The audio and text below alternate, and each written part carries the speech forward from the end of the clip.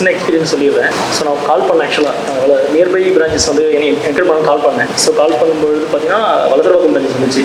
So கால் பண்ணிவிட்டு நான் கேட்டேன், அப்பாயின்மெண்ட் கேட்டேன். ஸோ நாங்கள் வந்து வீட்டில் வந்து பிக்கப் பண்ணிக்கிறேன்னு சொன்னாங்க. அது ரொம்ப இம்ப்ரெஸ் ஆகிட்டேன். ஏன்னா வீட்டில் வந்து பிக்கப் பண்ணிட்டு போகிறாங்களா கார் சர்வீஸ் பண்ணுறதுக்கு ரொம்ப இம்ப்ரெஸ் ஆகிட்டேன் ஆக்சுவலாக. ஸோ எங்கள் பிராண்ட் வச்சுருக்காங்களா ஆக்சுவலாக most trusted car care.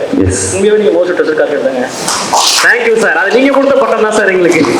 Okay. So நான் ஆக்சுவலாக நாங்கள் உட்காந்துருக்கும்போது எனக்கு ஆக்சுவலாக சாரோட அச்சீவ்மெண்ட்லாம் பார்த்தீங்கன்னா மைண்டில் ஓடிச்சு அப்படின்னா, ஸோ நீங்கள் ஏன் இப்போ வந்து ஒரு கார் பிராண்டு ஸ்டார்ட் பண்ணக்கூடாது?